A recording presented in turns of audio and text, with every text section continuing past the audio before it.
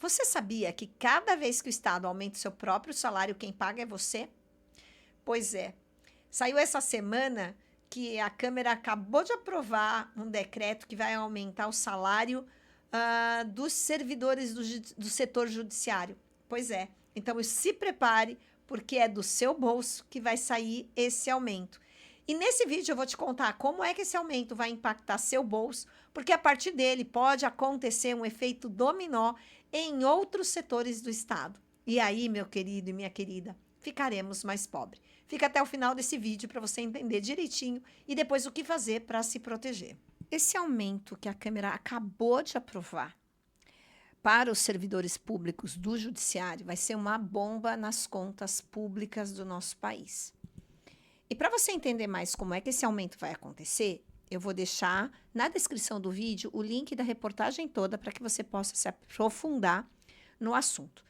Mas o que eu quero trazer para você aqui é o seguinte: se o nosso país está devendo pra caramba, ou seja, ele está com déficit, ele está gastando mais do que ele arrecada, mesmo com a subida de impostos como temos presenciado, a pergunta que fica é de onde vem esse dinheiro se o nosso país não está produzindo riqueza? Ele pode vir de dois lugares: de mais impostos ou da impressão de moeda. Se a gente parar para pensar na impressão de moeda, a gente pode ter uma leve percepção de que é mais fácil. Afinal, basta o governo criar dinheiro do nada e pagar todo mundo, certo? Pois é, mas essa solução é uma bomba relógio, porque ela vai afetar todo mundo. Eu, você, seu patrão, o dono da empresa, as contas públicas, os aposentados, tudo que diz respeito a dinheiro neste país vai ser afetado. Porque quando o dinheiro novo ele entra no sistema, o preço de tudo começa a subir. Mas isso não é uma coisa rápida que acontece. Você vai, ao longo do tempo, percebendo que o preço das coisas sobe e aí você fala que isso é inflação. E, na verdade, a inflação já aconteceu antes, quando o governo liga sua maquininha, imprime dinheiro para poder pagar as suas próprias contas. E quem é que sente esse primeiro impacto? Não é o servidor do topo. Eu não estou falando do servidor do baixo escalão, eu estou falando do alto escalão. Por quê? Porque eles têm um salário muito alto. E aí, quando recebe um aumento que vem acima da inflação, então o rombo nas contas públicas tende a ficar cada vez maior.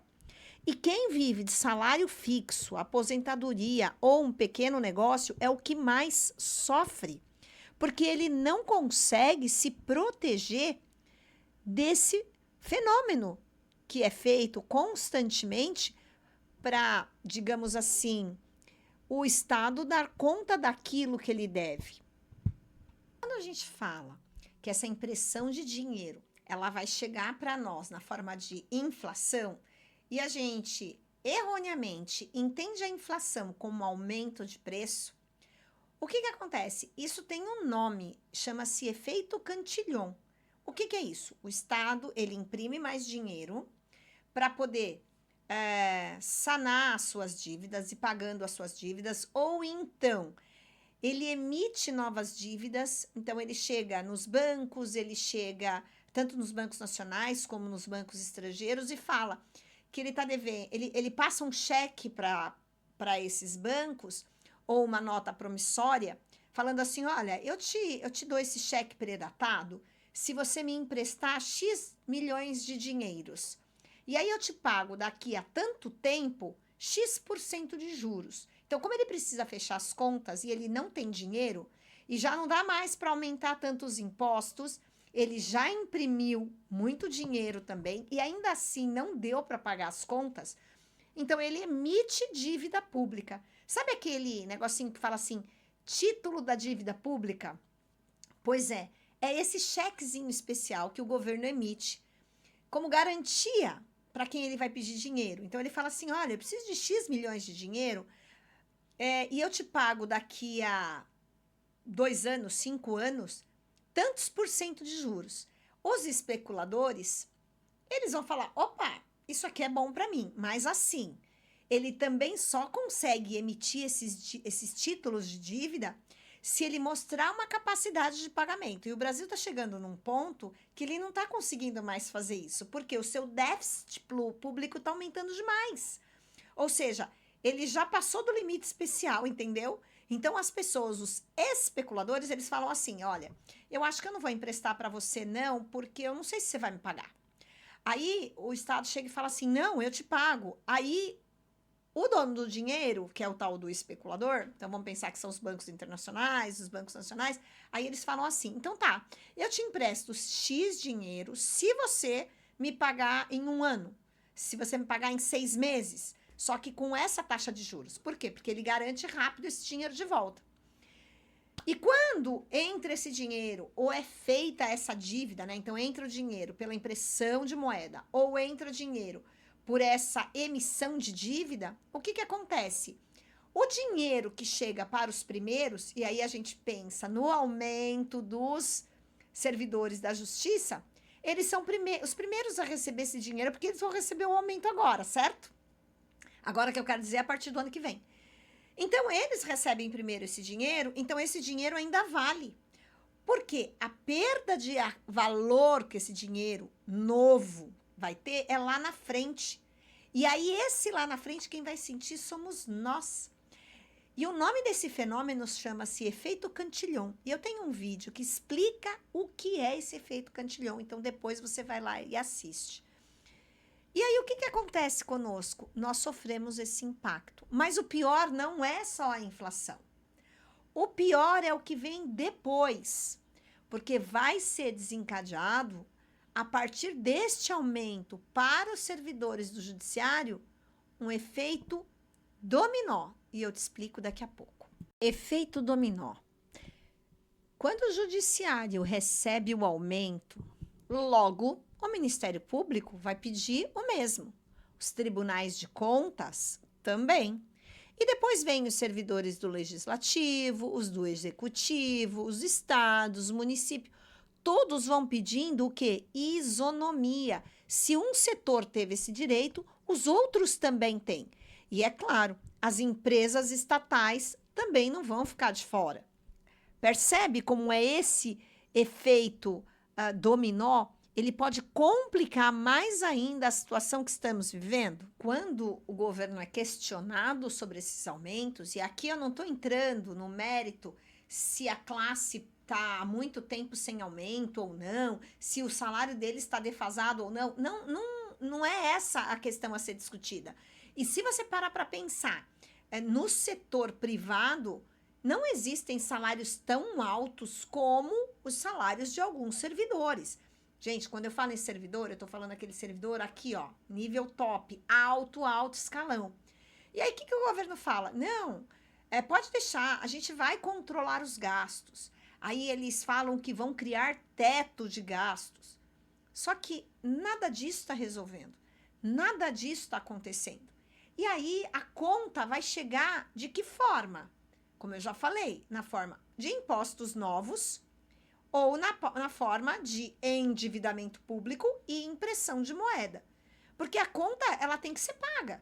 E quanto mais você aumenta os salários dos funcionários, dando aumentos acima da inflação, e quanto mais oportunidades de emprego público de alto escalão você dá, mais o governo incha, mais ele gasta, mais ele infla a sua dívida. Por quê? Porque ele está muito grande. E aí sobra para quem? Para o pagador de impostos. E não é só isso, a questão assim de que nós vamos pagar essa conta. Tem um outro problema muito severo, que é aquelas pessoas que não recebem os seus aumentos acima da inflação.